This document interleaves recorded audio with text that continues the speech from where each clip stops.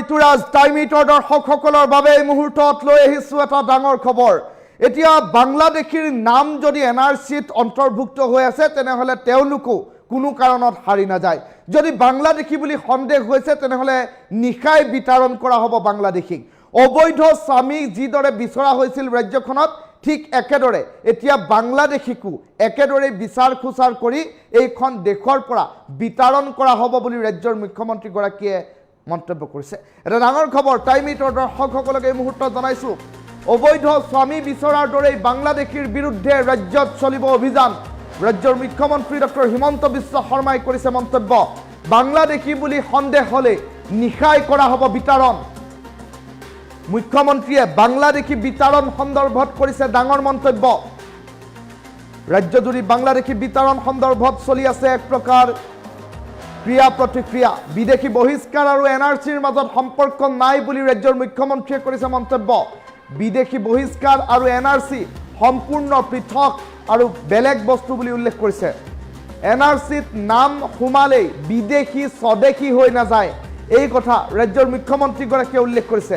এনআৰচিত নাম থাকিলেও বিদেশী হ'লে বহিষ্কাৰ কৰাই হ'ব, এই কথা উল্লেখ কৰিছে।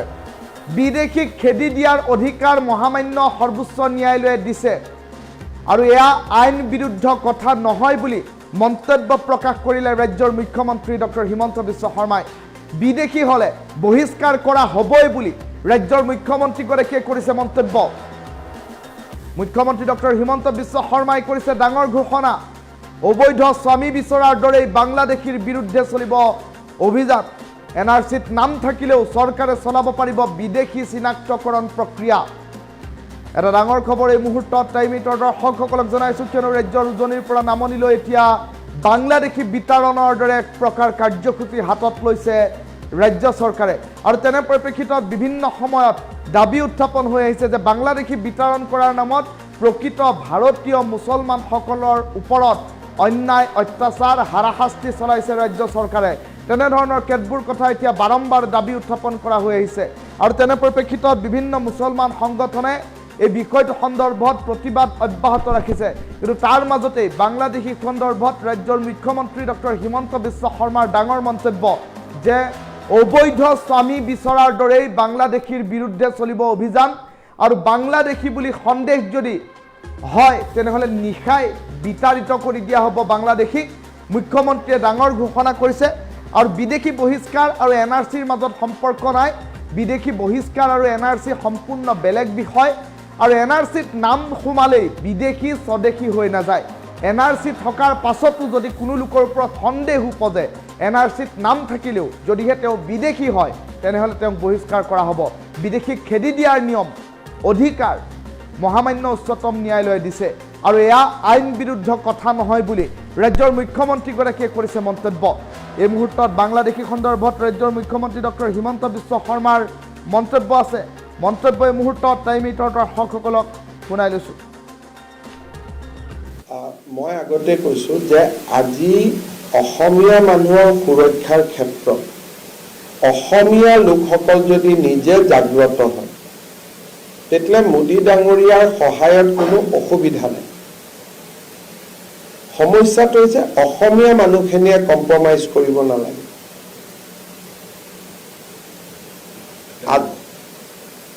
যিটো আমাৰ চিন্তা যে আমি সুৰক্ষিত হৈ থাকিব লাগে, সেই সুৰক্ষিত হৈ থকাৰ ক্ষেত্ৰত অসমীয়া মানুহৰ নন কম্প্ৰমাইজিং যদি চিটুৱেশ্যন থাকে আমাক সকলোৱে সহায় কৰিব।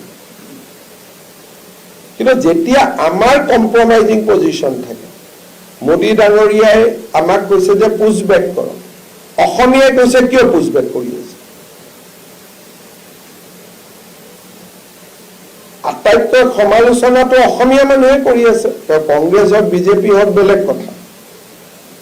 গতিকে অসমীয়া মানুহৰ সুৰক্ষা মোদী ডাঙৰীয়াই সুৰক্ষিত কৰিব নোৱাৰে। অসমীয়াই যিখিনি কথা মোদী ডাঙৰীয়াৰ পৰা বিচাৰিব যে বিদেশী আছে আমি BSFক গতাই দিছোঁ, BSFে পুছবেক কৰি দিব। কিন্তু যদি আমিয়ে BSFক গতাই নিদিওঁ মোদী ডাঙৰীয়াইটো আহি ইয়াৰ পৰা ল'ব নোৱাৰে। গতিকে অসমীয়া মানুহে নিজে সুৰক্ষিত কৰাৰ চিন্তাটো যেতিয়া নন কম্প্ৰমাইজিং পজিশ্যনত থাকিব, বিজেপি আইডিঅলজিকেলি আমাৰ লগত থাকিব। যদি গুজৰাটৰ পৰা মোদী ডাঙৰীয়াইটো গোটেইখিনি ফৰেনাৰ খেদি পঠিয়াই দিলে, আহমেদাবাদত থকা যিমান আছিলে, তাততো এখন PIL নহ'ল, এখন পিটিশ্যনো নহ'ল। অসমততো মই ডেইলি কেছ খেলি আছো, আৰু কেছ কৰা মানুহখিনিও অসমীয়া, উকিলখিনিও অসমীয়া।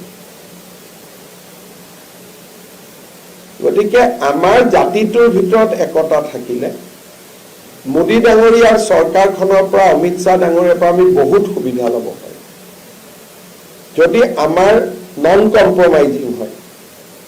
কালি আপোনালোকে বিধানসভাত দেখিলে দেৱব্ৰত শইকীয়াটো অসমীয়াই মানুহ নহয়। আটাইতকৈ বিদেশীখিনি খেদাৰ ক্ষেত্ৰত আপত্তি কোনে কৰিলে? কংগ্ৰেছ দলে কৰিলে। আৰু কংগ্ৰেছ দলৰ নেতাসকলক আটাইতকৈ বেছি স্পেচ কোনে দিয়ে? আপোনালোকে দিয়ে, টিভিৰ পৰা পেপাৰলৈকে। গতিকে আজি কোনখন পেপাৰত লিখিলে ৰাতিপুৱা যে দেৱব্ৰত শইকীয়াক আমি ঘৃণাৰে উপচাই দিছো পুছবেকৰ বিৰোধিতা কৰাৰ কাৰণে? কোনোতে লিখা নাই। তাৰ ভিতৰত আপোনালোকে বিচাৰিব ই এটা বাদ্য, ই এটা বাদ্য, কাজিয়া লাগক, PRP আহক, কথাটো সেইটোৱে। কিন্তু আজি ৰাতিপুৱা কোনখন পেপাৰে কংগ্ৰেছ দলক তীব্ৰ সমালোচনা কৰিলে প্ৰ বিদেশীৰ ষ্টেণ্ড লোৱাৰ কাৰণে? মোক কওকচোন।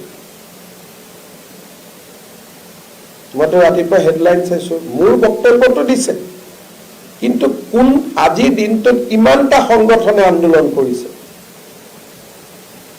যে কংগ্ৰেছৰ প্ৰতিমূৰ্তি জ্বলাম, কংগ্ৰেছে কিয় অসমীয়া মানুহৰ বিপক্ষে ক'ব? কোনোটো কৰা নাই। ভৱিষ্যত অন্ধকাৰ। যদি অসমীয়া মানুহৰ প্ৰতিনিধিয়ে যদি বিধানসভাত কয় বাংলাদেশীক পুছবেক কৰিব নালাগে, আইনেদি কৰক, এইটো কওঁতে বুজি পাব নালাগে নেকি? কোনোবাই বাংলাদেশ চৰকাৰে অসমৰ পৰা বাংলাদেশখিনি স্বীকাৰ কৰিব নেকি? গতিকে আইনৰ মাজেদি বহিষ্কৰণটো কি বস্তু? বহিষ্কৰণটো আইনৰ বাহিৰেদি এইটো হ'ব লাগিব না? ভাৰতৰ আইনেদি হ'ব, বাংলাদেশৰ আইন দি হ'ব নোৱাৰে নহয়। বাংলাদেশে কিয় ল'ব বিদেশীখিনি? ক'ৰ পৰা খুৱাব? তেওঁলোকেতো খেদি পঠিয়াই সদায় যে ভাৰতত যা, আমি ইয়াত খুৱাবৰ কাৰণে জাগা নাই। এতিয়া আমাৰ মানুহে কয় বাংলাদেশ চৰকাৰে গ্ৰহণ কৰিব লাগে, তেনেকে বিদেশী কেতিয়াবা খেদা যাব নেকি? কালি আপোনালোকে বিধানসভাত এটা বক্তব্য আপোনালোকে নুশুনিলে। তেওঁ কৈছে যে 1950 চনৰ আইনখনত যেতিয়া অসমত বিষ্ণুৰাম মেধিহঁতে বিদেশী খেদা আৰম্ভ কৰিলে, তেতিয়া জৱাহৰলাল নেহৰুৱে চিঠি লিখিলে যে এই আইনখন দি বিদেশী বহিষ্কাৰ কৰিব নালাগে বুলি। কালি যদি আপোনালোকে লিডাৰ অফ অপজিশ্যনৰ ভাষণ শুনে, কোনে আজি এইটো হেডলাইন কৰিলে কওক মোক? তাৰমানে নেহৰুৰ প্ৰ বিদেশী চিটুৱেশ্যন 1950ৰ পৰাই আছে যে অসমত বিদেশীখিনি থাকক। কালিতো মই কোৱা কথা নাই, মই নাজানিছিলো, মই আজি চাব দিছো। কালি দেৱব্ৰত শইকীয়াই কৈ আছে বিধানসভাত যে ইমিগ্ৰেণ্ট এক্সপালচন এক্টখন ইমপ্লিমেণ্ট নকৰিবৰ কাৰণে নেহৰুৱে চিঠি লিখে। আজিতো মই ক'তো দেখাও নাই। আজি আমাৰ অসমত 2895 ফেচবুক একাউণ্ট এক্টিভ হৈ আছে, যিসমূহ ক'ৰ পৰা চলি আছে? Islamabad, Dhaka, Mymensingh, Dubai, Riyadh. কিন্তু কোনজন সাংবাদিকে ৰিচাৰ্চ কৰিছে কওক?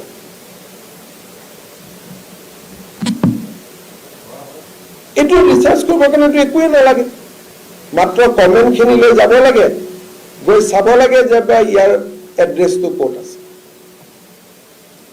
তাৰমানে আমি অসমীয়া মানুহখিনিয়ে অসমৰ ওপৰত থকা যিটো শংকা বা যিটো বিপদ ঘণ্টা, তাক আমি ইগনোৰ কৰি আছো। এইটো চব মই সৰু উদাহৰণ দিলো। এজন হুছেইন বিল অবেয়ান, ঠিক আছে, লিখা আছে CTG মানে চিটাগং। তেওঁৰ ফেচবুক পেজত ফটো লগাই থৈ দিছে, এখন বাংলাদেশৰ পতাকা, এখন ইণ্ডিয়াৰ পতাকা। ইয়াৰ নহয়, তাৰ পৰাই কৰি আছে। ইয়াৰটো হ'বই নহয়, ইয়াৰ পৰা কৰিলেতো চব। আৰু মেক্সিমাম কংগ্ৰেছৰ পোষ্টত এওঁলোকেই কমেণ্ট কৰি থাকে। এজন চাওক, ৰবিউল আলম ৰুবুল, লিখা আছে মৈমনসিং। মৈমনসিঙৰ হৈ অসম কংগ্ৰেছৰ পোষ্টত তেওঁলোকে কিয় হেৰি কৰে? We have identified 2,895 account. মই কিতাপ এখন কৰি আপোনালোকক দি দিম। মই আজি দুটা মই কালি চাবৰ কাৰণে লৈ এজন চব। Rabiul Alam ৰুবেল leaves in Mymensingh, Bangladesh. কিন্তু আপোনালোকে কয় বাপৰে ইমান লাইক আহিছে, বহুত পপুলাৰ দেই।